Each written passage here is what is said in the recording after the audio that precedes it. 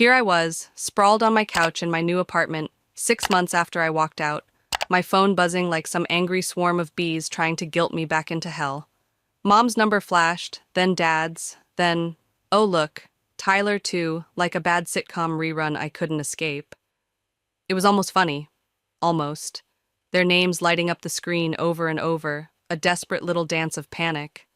And I just sat there, arms crossed, watching it vibrate across the coffee table like it might explode if I ignored it long enough. 6 months ago, I thought I'd left for good. No big scene, no yelling, just me grabbing a duffel bag, few clothes, my laptop, and slipping out the door of my parents' house, calm as you please, done, completely done. I didn't slam anything, didn't curse them out, just walked away, figuring that was the end of it. But here they were, blowing up my phone like I owed them my soul all over again. I leaned back, let out a slow breath, felt that dark, satisfying twist in my chest, because this chaos, was proof I'd finally shaken them. They didn't get to me anymore, not like they used to, and yet the buzzing kept going, relentless, a reminder of everything I'd escaped. If you're reading this, you're probably wondering how I got here, how a 29-year-old finance nerd like me ended up with a family that treated me like an ATM with feelings. And trust me, it's a story worth sticking around for. Picture this. Me, Jordan Evans, the good kid who never screwed up, pitted against a brother who could do no wrong and parents who'd guilt you into bankruptcy without blinking. Yeah, that's the mess I climbed out of. So I sat there, phone thrashing like a wild animal, and grinned. Because, for once, I wasn't the one scrambling to fix it. Want to know how it all fell apart? Keep reading, because this is just the start, and I promise, it gets wilder. Okay, let's rewind, because if you're going to get this, you need the full messed-up picture of how I grew up.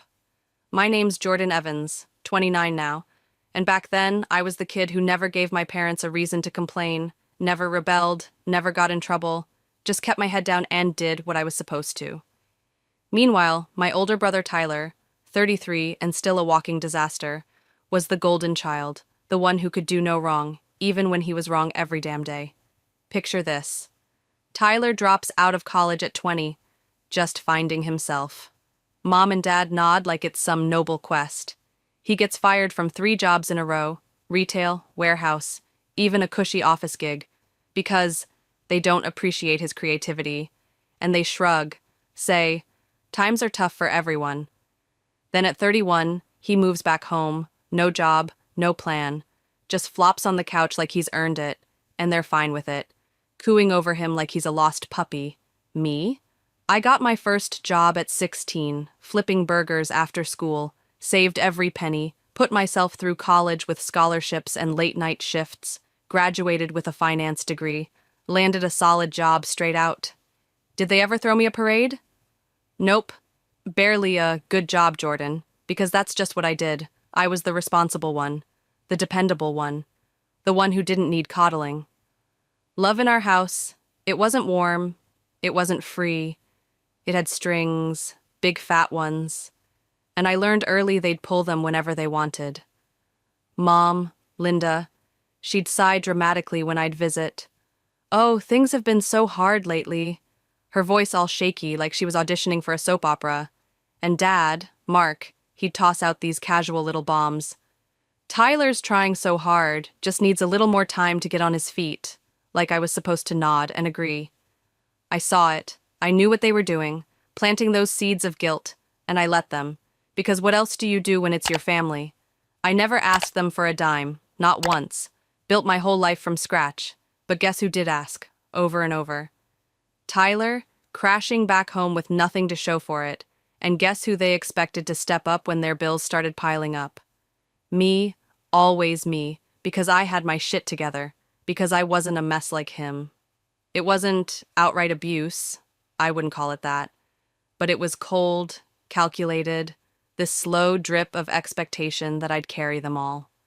Tyler could screw up 1,000,000 times, wreck his car, blow his rent money, whatever, and they'd bail him out, pat his head, say he'd figure it out eventually.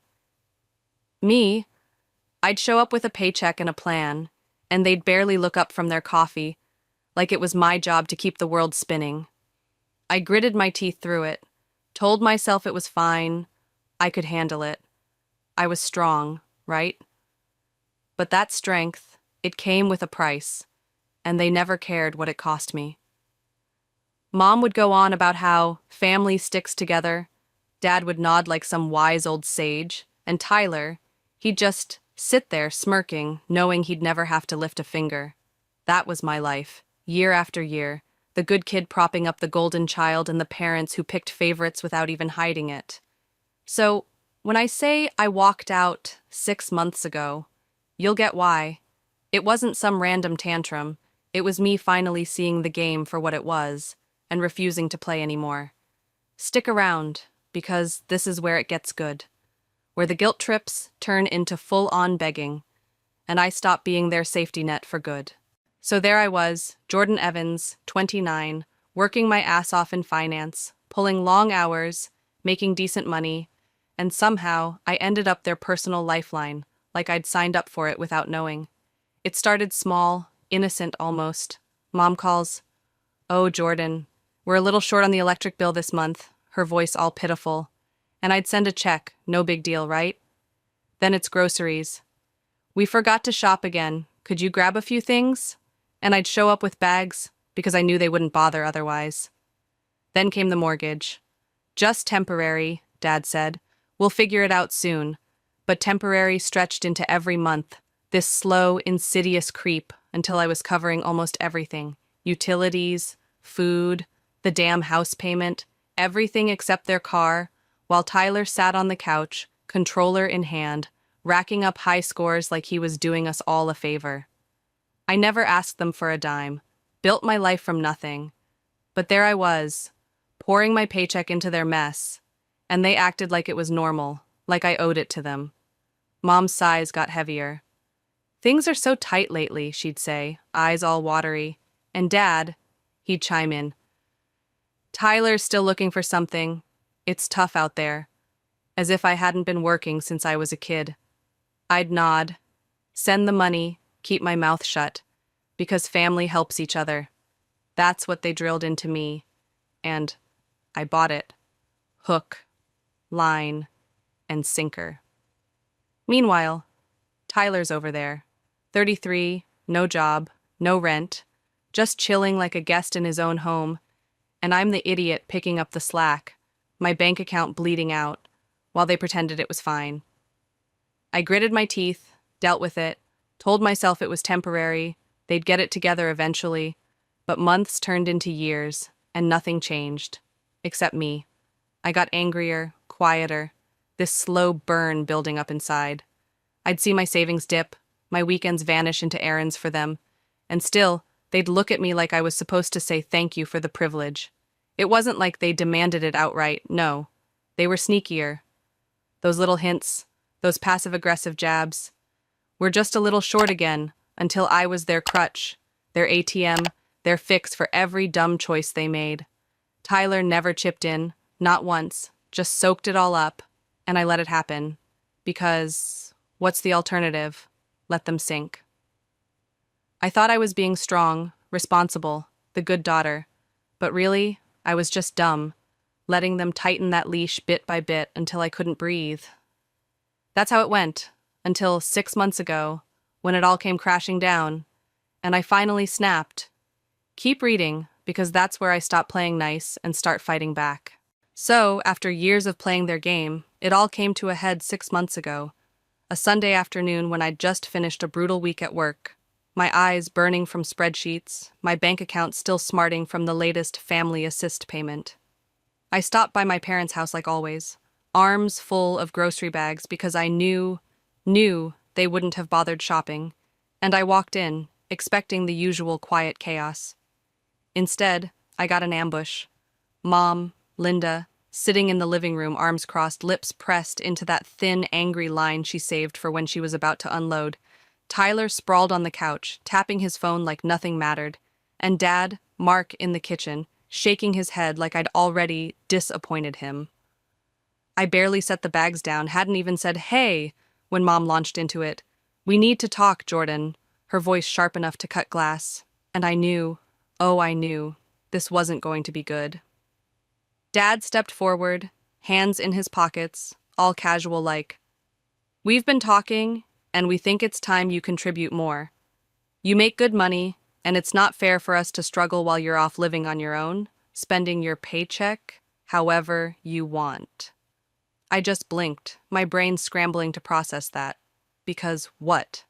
"I already am contributing," I said, keeping my voice steady, but Mom scoffed. "A few bills here and there, that's nothing compared to what we need." Like, I was some stingy kid hoarding allowance. My hands curled into fists at my sides, nails digging in, and I tried to stay calm. "I've been covering the mortgage for 2 years. That's not nothing." But then Tyler, rolled his eyes. "Come on, sis. You know they've done a lot for us. It's just money." And I snapped my gaze to him. "Us? I don't see you paying anything." That set Mom off, her face twisting. "Don't talk to your brother like that. He's trying his best." And I let out a laugh, cold and humorless. "Really? Because from where I'm standing, all he's trying to do is set a world record for most hours wasted doing nothing." Dad cut in, voice sharp. "Enough, Jordan. We're asking you to step up. The house is too much for us alone. If you were a good daughter, you'd take responsibility." Something in me broke right then, this jagged final snap. After years of giving them everything, my time, my money, my patience, and it still wasn't enough. I inhaled slow, let it out. "Let me get this straight. You want me to take over the mortgage completely, pay for everything, while Tyler keeps doing nothing, and you don't see anything wrong with that?" Mom's lips thinned. "We just thought, as our daughter, you'd want to help your family."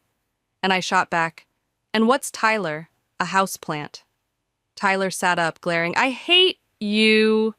"Dude, I didn't ask for this." And I grabbed my bag.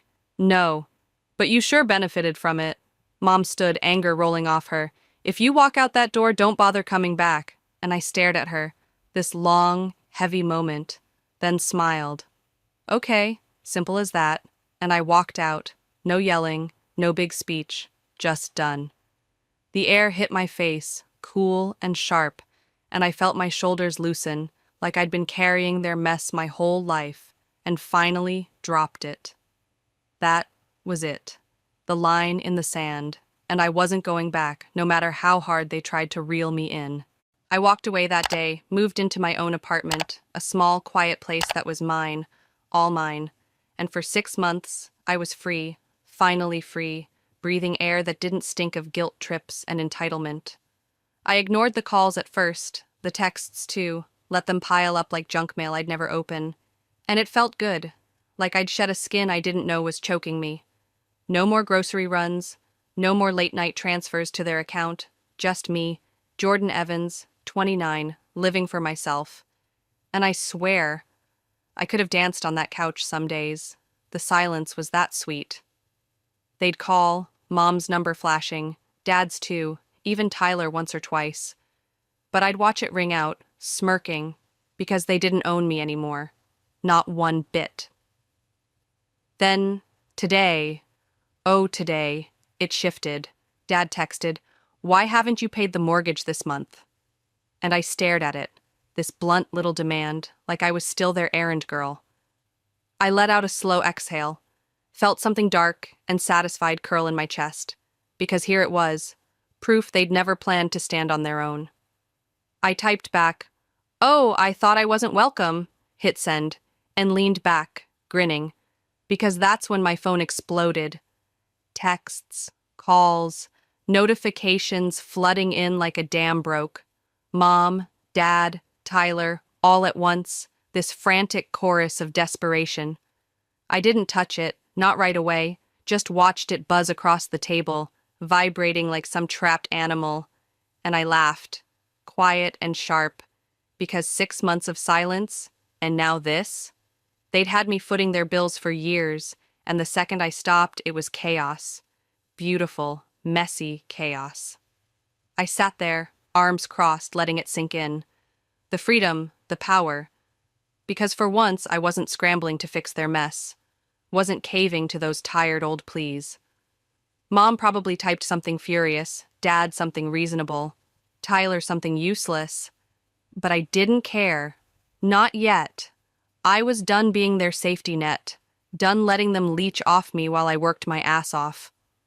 The phone kept going, relentless, and I felt lighter with every ignored ring, like I'd finally cut the last thread tying me to their sinking ship. This wasn't over, not by a long shot, but right then, it felt like a win, a big, bitter, glorious win. Curiosity got me eventually, so I picked up the phone after letting it thrash for a while, scrolled through the mess. Mom's first text, "What's wrong with you? How could you do this to us? The bank called. We're late." Then Dad's, "Jordan, this is serious. We could lose the house. Call me now." And Tyler's gem, "Dude, you know they don't have the money. Are you really letting them lose it to prove a point?" There it was, the guilt trip, right on schedule, like they'd rehearsed it, and I could have replied, could have fired back. But I didn't. Not yet. I leaned back, let them stew, let the panic settle in, because maybe, just maybe, they'd realize I wasn't their fix anymore. 20 minutes later, Dad called. Then Mom, straight to voicemail both times, and Tyler texted again. "Answer your phone. This isn't funny." But funny's exactly what I found it. Because I'd been pouring money into that house for years, no complaints, and the second I stopped it twice, it all fell apart. So what the hell had they been doing with it? I decided to dig, not argue. Called the bank, put on my best concerned daughter voice. "Hi, I used to handle my parents' mortgage payments. Recently stopped. Just checking the status." And after a few questions, a hold that felt like forever, the rep came back. "Ma'am, the account's been delinquent for nearly 8 months." 8 months. I ran a hand through my hair, suppressing a whistle. 8 months, while I was still sending money, and they weren't paying? "So even when I was contributing, it wasn't going through?" I asked, and she paused. "It appears so, yes." And I hung up, grinning, because, oh, they were screwed and I had them dead to rights. All that cash I'd sent, thousands, and they'd pocketed it, let the mortgage slide, figured I'd keep bailing them out forever. What a plan, huh? I called Tyler first because he was there. He had to know something. The phone barely rang before he picked up. "Jordan, finally, you need to fix this." And I cut in. "Hey, quick question. Where'd all the money I sent go? Bank says they haven't gotten a full payment in 8 months. Silence, long and heavy. Then he spluttered, "I don't know what you're talking about," and I snorted. "Oh, come on, man, you live there. You didn't notice Mom and Dad suddenly flush while I was bleeding dry?" He paused again, then huffed. "You don't get it. They're our parents. They needed help." And I laughed sharp. "Oh, I get it, loud and clear. I got it every month for years. You all lied, pocketed my money, and now you're freaking out because the well's dry." He growled, "You're being cruel," and I hit back. "No, I'm letting you face the consequences of your own stupidity. Big difference." Before he could reply, Mom called. Screeching the second I answered Crumb. "How dare you, Jordan? You know we need help. The bank's threatening us." I kept my voice calm. "Oh, like how you needed help while I paid and you didn't bother with the mortgage for 8 months?" She sucked in a breath. "Don't talk about that. Tyler's struggling. You have no idea." And I laughed again. "Struggling? He's been struggling for a decade, Mom. You know who else struggled? Me, keeping a roof over your heads while you lied to my face." Dad grabbed the phone, lower, measured. "Jordan, we just need help this month. We're behind. Foreclosure's coming if you don't step in." And I felt that sharp twist, not guilt, anger. "Sell the house then," I said, and Mom exploded in the background. "We can't sell. This is our family home." I shrugged, even though they couldn't see. "Sounds like a personal problem." Dad inhaled. "Be reasonable. We just need a little support." And I repeated flat, "Figure it out like how you figured out how to screw me over for almost a year." And he snapped, "Enough. You're our daughter. You will help." I smiled, slow and bitter. "Looks like you'll have to sort this one without me," and hung up, phone buzzing again instantly. Texts, calls, all furious, all desperate, but I didn't care. They'd played me, and now they were caught, and I was just getting started. The phone kept buzzing after I hung up on Dad, Mom's texts piling in. "We need to talk right now." Then Dad's, "I can't believe you're doing this after everything we've done for you." And I scoffed, shaking my head, because everything they've done was just a fancy way of saying they'd leaned on me until I broke. I fired back, typing slow and deliberate. "Funny, I was thinking the same thing. You keep asking what kind of daughter I am, but I'm the only one paying attention. I'm not the one who stopped paying the mortgage, not the one who ignored it for months. Maybe it's time you deal with your own mess." And hit send, my thumb hovering for a second, savoring it. This wasn't about the house anymore. It was about me taking back what they'd stolen. Years of my life, my peace, and I wasn't letting them guilt me into it again. Dad called almost instantly, and I picked up on the third ring, voice steady. "Jordan, this isn't you. We raised you better," he said. Like that line still worked, and I couldn't hold it in. "Really?" "Because all I remember is you being there when it was convenient.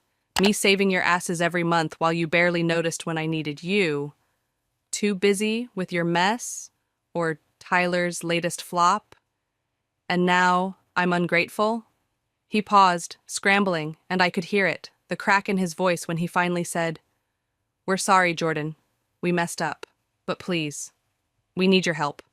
We won't make it without you." I tapped the armrest, letting that sit, then exhaled. "No, Dad, you need to stand on your own. You've lived off me too long. It's not my job to fix your mistakes anymore." And he begged, "Please, we'll pay you back. I swear," like I hadn't heard that 100 times. I laughed, short and bitter. "Funny. I've been waiting for that payback for years. Where is it, Dad? Where's the thanks for all I've done?" He went quiet, then mumbled, "Jordan, I'm sorry. You've been more than generous. I took you for granted. But don't let us lose the house. I'm begging you. This is everything." And it hit me. Same old plea, same old trap. But this time, it didn't stick. "No," I said, flat and final. "You'll figure this out without me. I'm done." And hung up before he could try again, the silence thick and heavy. But good, so good. I'd cut that cord, finally, and it wasn't a win over them. It was freedom, pure and sharp, like I'd clawed my way out of quicksand. Then Mom texted, "You don't understand. You'll regret this. You'll see how far this goes. We need you. Don't ruin everything." And I almost snorted. She still thought I was a tool to wield, not a person who'd had enough. I fired back, "You've had time? I'm done bailing you out. Deal with the mess you made. I'm not your fall guy anymore." And Tyler called right after, voicemail popping up when I let it ring out. I played it, speaker on, his voice low and dramatic. "Sis, you messed up big. Mom's crying. Dad's freaking out. You need to fix this." And I rolled my eyes. Fix this. Like I'd torched their house instead of just stepping away. He kept going. "You're selfish. You think you're proving something, but you're destroying us, I swear, if you don't pay." And I deleted it mid-sentence, done with his empty tough guy act. Because what was he going to do, sulk harder? Mom called again, and against my better judgment, I answered, her voice shrill. "I hope you're happy, Jordan," the bank called. "We've got days before they take it. How could you?" I held back a yawn. "You mean the home I had no right to be in anymore, that one?" She snapped. "Don't mock me, young lady." And I grinned. "Oh, I dare, Mom. Let's recap. You said leave and don't come back, so I did. And now you're mad I followed orders?" She growled. "That's not the point. This house is everything." And I cut in. "And yet, it's falling apart the second I stop paying. Wild, huh?" She went quiet, then venomous. "We did everything for you, and you walk away when we need you most." And I exhaled slow. "No, I walked away when I realized I was only good as long as I paid your bills." And hung up. Done. Truly done. Their texts still coming. Furious. Pleading. But I was free, and they couldn't touch me anymore. I turned my phone off after that, stretched out on my couch, flipped through some TV channels, and let the silence wash over me. this rare, perfect quiet where I wasn't drowning in their endless demands.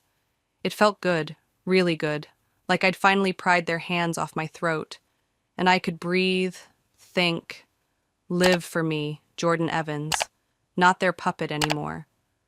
The weight was gone, lifted, but something nagged at me. This wasn't over, not even close, because they'd keep clawing, keep begging, and I'd have to hold this line. But right then, I didn't care. I'd done it, cut the cord, forced them to face the mess they'd made, and it felt like a victory, bitter and sweet all at once.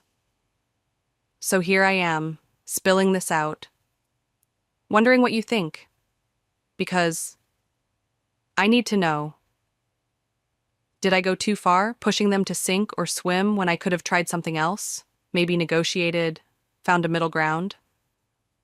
Or did I finally do the right thing, cutting them off, making them deal with the consequences of their lies and laziness? Tyler included? I've spent years propping them up, bleeding money and sanity, and now I'm free. But part of me wonders if I'll look back and regret it. If they lose that house, and I feel the guilt creep in. I don't think so. Not yet. But I want your take. Tell me, honestly, was I too harsh, or was this the only way to break free?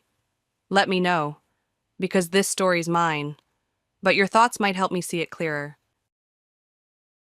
I'll never forget the moment he walked in all swagger and no substance, a man who thought he could rewrite a company's soul without reading its code, Maxwell Granger Max.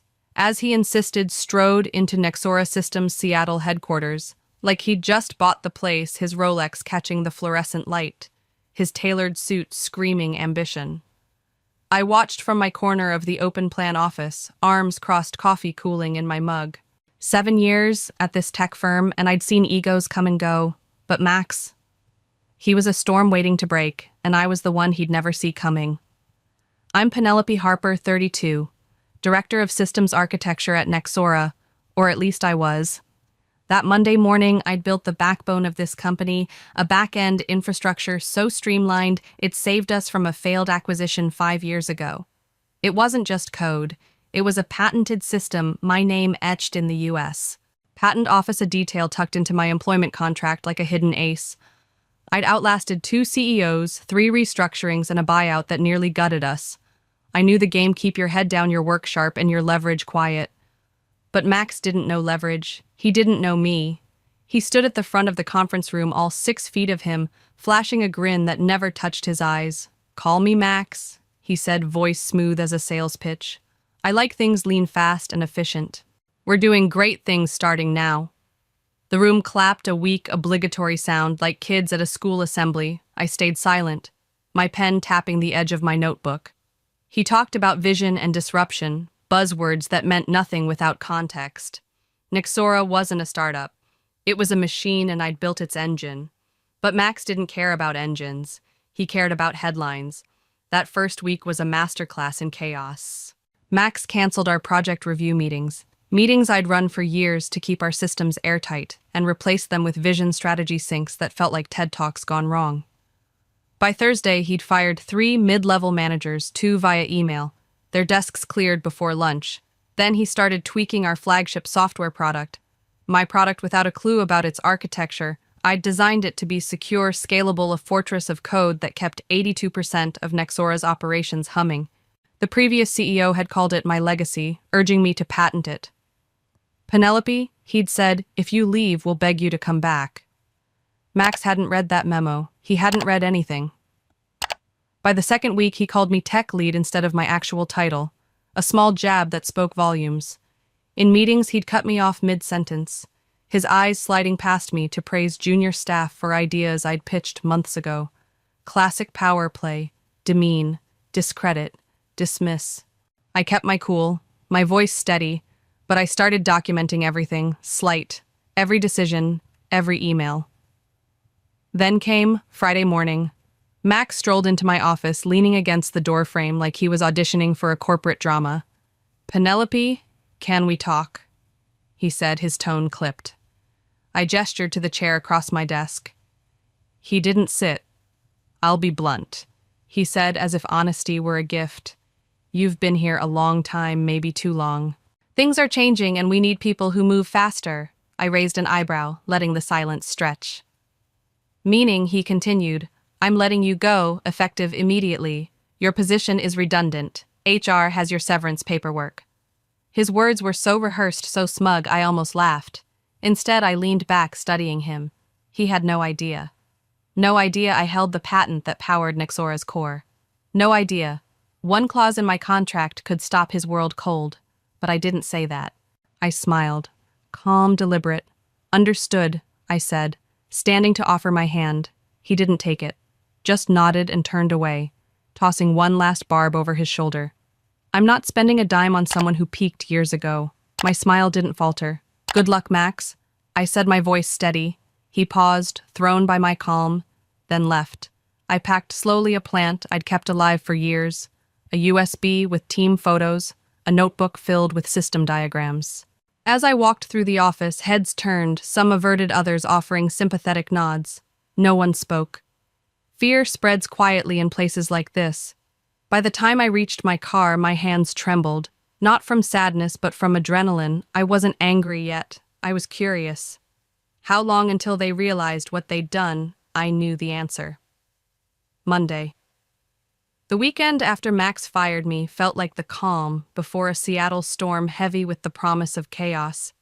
I didn't tell anyone, not my brother who'd say I worked too hard, not my best friend who'd arrive with Pinot Noir and a vendetta, not my ex who once called me married to my code. I needed silent space to think.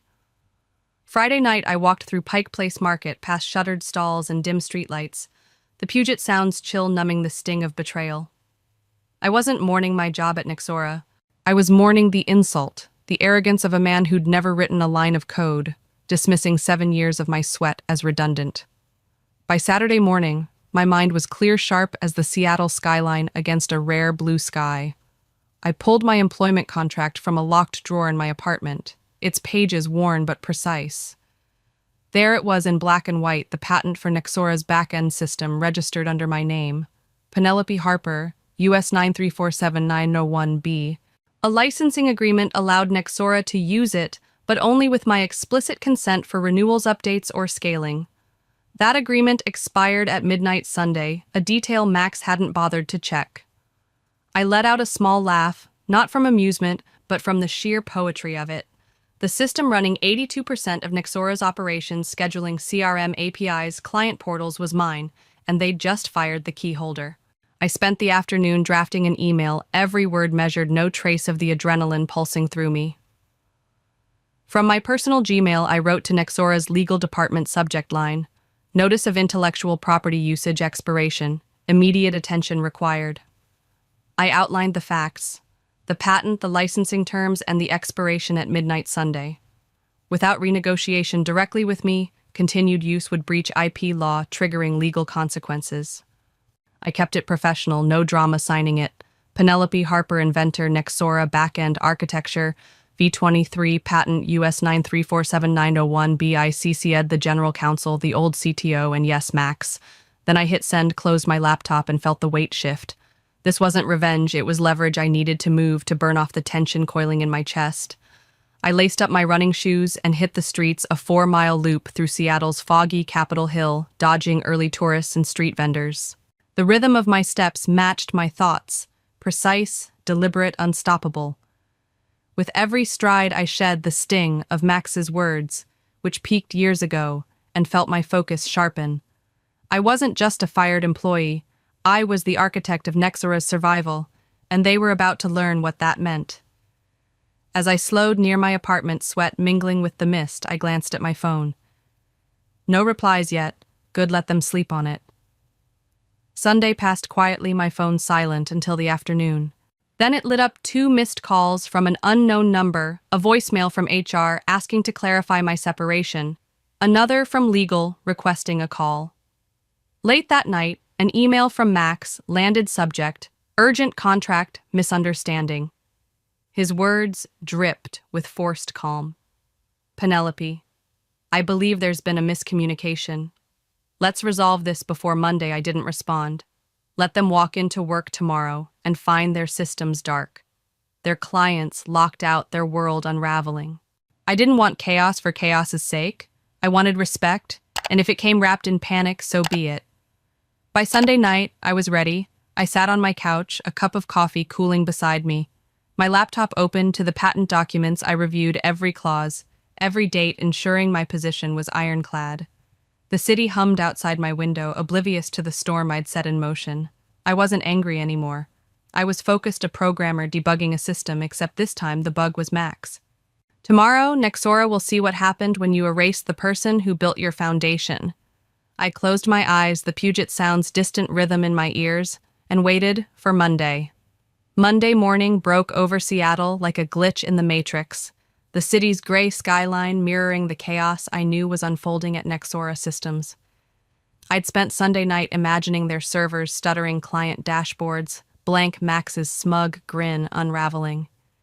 My email to legal had been a fuse, and today it ignited. I sat in my apartment sipping black coffee, watching the clock tick toward 8 a.m., the official start of Nexora's workday. By 8:07, my inbox erupted. System error alerts, urgent please. Max's name in all caps. I leaned back, pulse steady, and let the storm rage. This wasn't sabotage. It was a consequence, and I was its architect. The first email came from IT backend, authentication failed, urgent. Then another from a product manager, clients can't access dashboards. Penelope, please call. Max's was the third, a single line, Emma, please call me now. He'd used the wrong name, a slip that made me smile, sharp and fleeting. I didn't call. My phone buzzed with voicemails, HR legal, a junior engineer. I'd mentored her voice, shaky. Penelope, the whole system's down. What's happening? I let them stack each one a brick in the wall Max had built around himself. Nexora's lifeblood scheduling, CRM APIs, client portals ran on my patented system, and without my consent, it was legally dead. I sipped my coffee, the Puget Sound glinting outside my window, and waited for them to feel the weight. By 8:30, I was ready to step into the fire. I dressed deliberately, black blazer, crisp white shirt heels, that clicked with purpose, and drove to Nexora's downtown headquarters, a glass tower looming over Fifth Avenue. I didn't use the employee entrance, the one I'd slipped through for 7 years, with a travel mug and laptop bag. Today, I walked through the front lobby, my heels echoing across the marble floor, a sound that turned heads. The receptionist, a young woman named Claire, blinked when she saw me. Ms. Harper. She stammered, her hand hovering over the phone. I smiled, calm as a still lake. I have a meeting with legal. She nodded, dialing quickly, her fingers trembling just enough to betray the office's panic. The elevator ride to the 7th floor was silent, my reflection sharp in the mirrored doors. I wasn't here to beg for my job. I was here to negotiate as the patent holder, the one they couldn't erase. The legal conference room was stark, all glass and steel, with the general counsel, Mr. Whitaker, flanked by 2 associates and a senior advisor from an old merger. Max was conspicuously absent. Whitaker stood, his handshake firm, but his eyes wary. Penelope, thank you for coming, he said, voice smooth but clipped. We want to resolve this amicably. I took the seat at the table's far end, letting them come to me. I'm all for clean resolutions, I replied. I assume you've reviewed the licensing agreement. He nodded, adjusting his glasses. Your claims are valid, the patent's yours, and the renewal expired at midnight as stated. We'd like to propose a retroactive extension, 1 year, same terms, full access. I smiled, a slow, deliberate curve. That won't work for me. A murmur rippled through the room, the advisor scribbling furiously. I'm not here for old terms. I continued, voice steady. I'm here to renegotiate. Your systems are down, correct. Client platforms, internal reporting, developer access, all offline. Whitaker hesitated, then nodded. Yes. I leaned forward, my gaze locking with his. Then let's talk numbers. I want $12 million for the next 12 months. Non-exclusive, renewable, quarterly full system support through me or my approved team, and a public acknowledgement of my patent and company records. The silence was thick, their faces a mix of shock and calculation. An associate cleared her throat. That's a significant increase. I didn't blink. It's reflective of value, something this company's forgotten how to measure. Every hour of downtime erodes client trust, your stock, and your reputation. I'd move quickly. Whitaker leaned back, exhaling. We'll need to take this to the board. I nodded, standing. I'll wait. But time's not your friend today. They didn't argue their urgency, palpable as I stepped into the hallway, clutching a bottle of water. My phone on silent. Max found me there, pacing near the glass-walled offices, his tie slightly askew. He froze when he saw me, his confident mask cracking. "Penelope," he said, forcing civility, "I didn't expect you here in person." I met his gaze, unflinching. "You didn't expect a lot of things, Max." He shoved his hands in his pockets, aiming for casual. "This has gone too far. We should have talked before lawyers got involved." I raised an eyebrow. "You mean before you fired me? That was your choice based on ego, not facts. Now you're dealing with the fallout." His jaw tightened, but I pressed on. "I've documented everything, your emails, my patent, the licensing terms. I'm not here to argue, I'm here to negotiate. Let legal do their job and maybe you'll salvage yours." I turned, my heels clicking as I walked away, but not before adding, "Good luck." His pause told me he was rattled, but I didn't look back. The hallway buzzed with whispers, employees stealing glances, the air thick with the kind of fear that follows a system crash. I stood by the elevator, my heart thudding not with doubt, but with focus. I'd lit the match and Nexora was burning, but I wasn't done. This was just the beginning, and I was ready for the next move. The hallway outside Nexora's legal conference room hummed with the kind of nervous energy that follows a blackout, the air thick with whispered theories and sidelong glances. I stood by the elevator, my water bottle cool against my palm, replaying Max's faltering expression as I'd left him grasping for control. My demand $12 million quarterly renewals, public acknowledgement had landed like a shockwave, and now the board was scrambling. Seattle's skyline loomed through the glass walls, a reminder of the stakes beyond this tower. I wasn't just fighting for my patent. I was rewriting the rules of respect, and I could feel the tide turning. Back in my car, parked a block from Nexora's headquarters, I checked my phone. No new emails, but a text from Nicole, my old friend in product. "Max is losing it. The whole system's still down. Clients are calling non-stop, boards looped in." I smiled, not out of spite, but clarity. The system crash wasn't my doing. It was Max's ignorance, and every unanswered client call was his signature. I drove home, the Puget Sound a silver ribbon in the distance, and planned my next move. Legal could haggle, but the board held the real power, and I knew how to reach them. I'd kept the board chair's email from a cloud migration project 3 years ago, a quiet connection most had forgotten. It was time to use it. That afternoon, I sat at my kitchen table, the Seattle rain tapping my window, and composed an email to the chair. Margaret Ellison, subject, Re-System, Licensing and Leadership Oversight. My tone was surgical, no trace of the adrenaline thrumming in my veins. I outlined the patent's scope. 82% of Nexora's operations, from APIs to client dashboards, and the licensing expiration Max had ignored. I detailed my termination, his failure to review IP obligations, and his attempt to spin the crisis as a miscommunication. I closed with a question, sharp but respectful. If this is how your CEO handles internal assets, how will he manage regulators or partners? I attached my original licensing notice, the patent filing, and Max's dismissal email, a paper trail no one could dispute. I hit send, my breath steady, knowing this would shift the game. By evening, my phone pinged with a reply, not from Margaret, but a senior board liaison, Thomas Reed. "Penelope, thank you for your clarity and professionalism. We take this seriously and are reviewing your documentation. We support your licensing terms and expect finalization within 48 hours. We regret the oversight of your contributions." I read it twice, the words sinking in. Not an apology, but a crack in Nexora's armor, a sign the board saw Max's failure for what it was. I leaned back, the rain's rhythm syncing with my pulse. This wasn't just about money or credit. It was about accountability, and I was closer than ever. Tuesday morning brought a new buzz. Nicole texted again. "Interns are calling you. The firewall Max is telling the board you hid the license expiration. Total lie, your memos are everywhere." I laughed softly, picturing Max's frantic spin, his tailored suit, no shield against the truth. My email, CC'd to legal, before the deadline, was a public record within Nexora's servers. a fact even the interns knew. The office Slack channels, Nicole said, were ablaze with memes comparing the shutdown to a digital Watergate. I didn't reply, but the news fueled me. Max's lies were crumbling and the board was watching. At 10 a.m. my phone rang. Margaret Ellison herself. Her voice was measured professional, but laced with urgency. "Penelope, we'd like you to join a closed board session tomorrow at 11. Your insight is critical." I paused, letting the weight of her words settle. 2 days ago I was redundant. Now I was critical. "I'll be there," I said, my tone even. As I hung up, I felt the shift like code compiling without errors. The board wasn't just addressing my patent.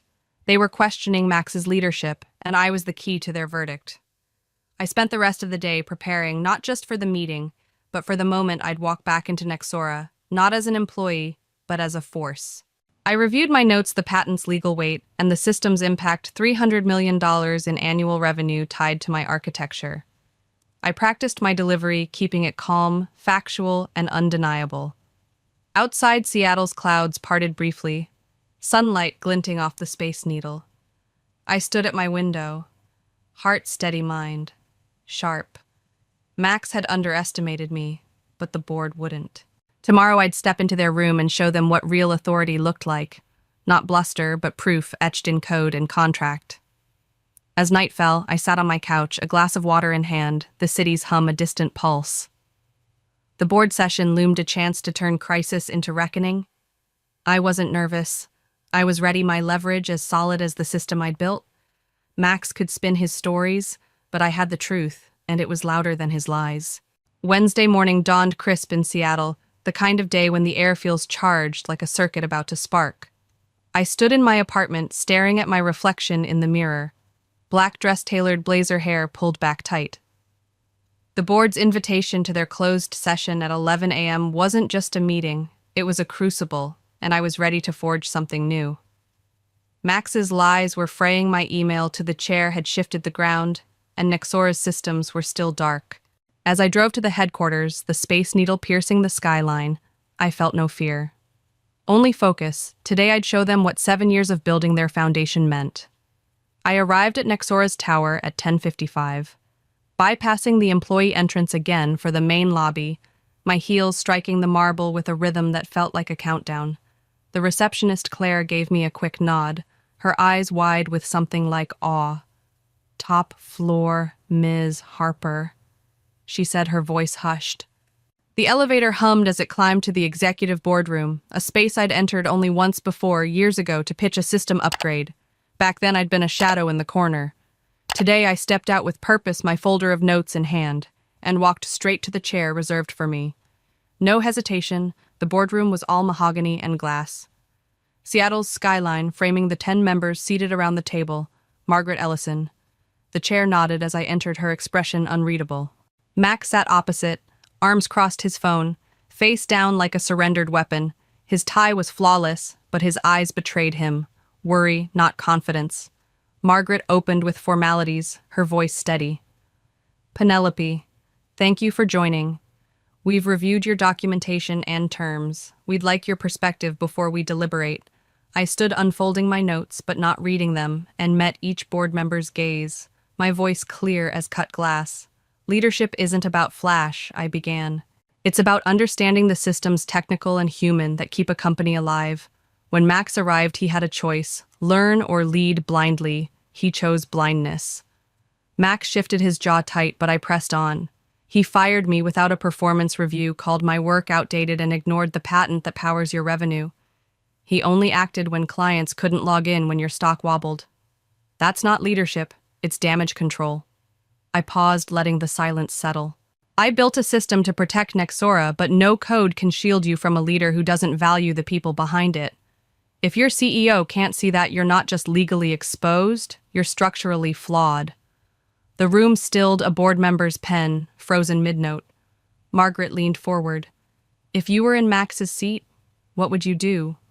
I smiled faintly. Unshaken. I wouldn't be in his seat. I'd be beside someone who knows products, respects culture, and reads contracts. I'd build trust, not titles, and I'd never let ego blind me to the people who keep this company standing. A murmur rippled approval in some eyes, tension in others. Margaret cleared her throat. Thank you, Penelope. Please wait outside. I nodded, leaving my notes on the table, and stepped into the hallway, the door clicking shut behind me. 10 minutes later, raised voices leaked through the wall, Max's sharp and defensive blaming, Legal the CTO, even the weather for his oversight. I stood by a window, Seattle's ferries dotting the sound, and felt a calm certainty. His deflections were a dying signal drowned out by my evidence. At 11:47, Margaret emerged, her face composed. Penelope, please join us again privately. I followed her back inside. Max was gone, his chair empty. She sat folding her hands, effective immediately. Maxwell Granger is on administrative leave pending review. We're issuing a statement recognizing your patent and leadership in resolving this crisis.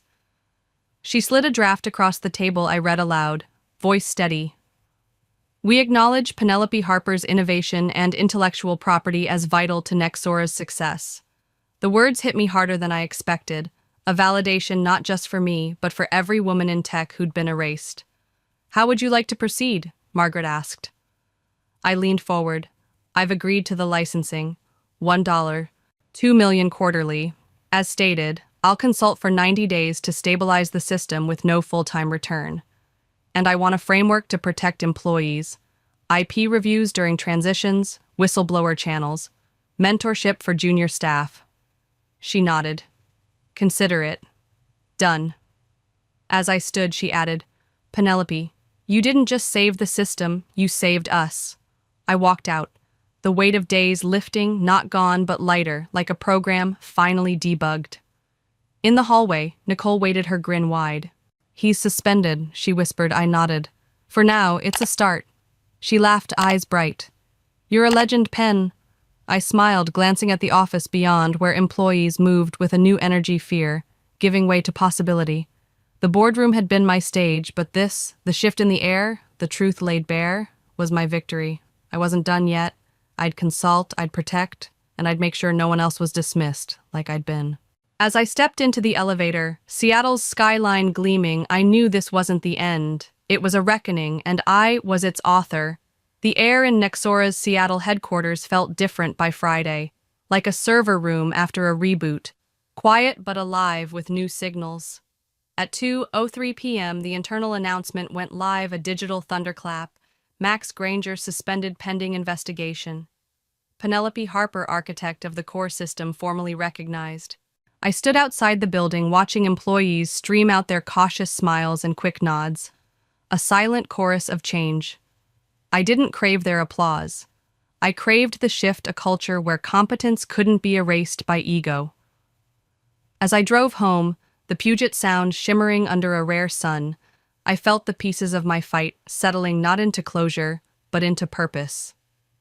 The following Monday, I met with Nexora's legal team, not to douse fires, but to build safeguards. I proposed a framework, mandatory IP audits during leadership changes, anonymous reporting channels tied to the board, and a mentorship program to empower junior engineers to claim their work.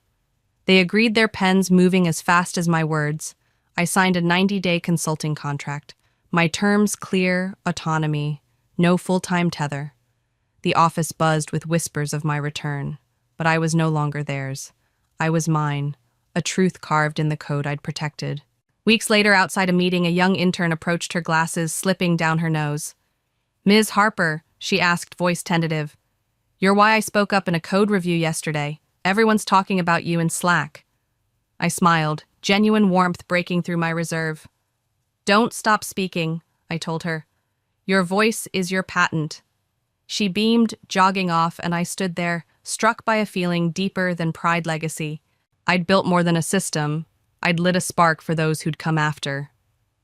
That weekend, I took a train to Portland, the Cascades blurring past my phone off for the first time in months. In a quiet car, I journaled. I didn't fight for power. I fought for a place where worth isn't negotiable. News trickled in. Max's suspension became permanent. Nexora's training now included IP awareness, and credit was woven into milestones. I started my consulting firm in Seattle, selecting clients who valued systems that lasted and people who built them. A letter from Margaret arrived, handwritten. Penelope, you redefined authority by standing firm. I tucked it away, a reminder of the table I'd built, not begged for. To anyone sidelined labeled difficult for knowing their value, I say this. You don't need to roar. You need to stand unshaken. Your truth sharper than any dismissal. When they try to silence you, they hand you the match. Light it and let your work burn bright. Mine did, and Seattle's skyline glittering as I returned was proof my name, my system, my story etched where no one could erase it.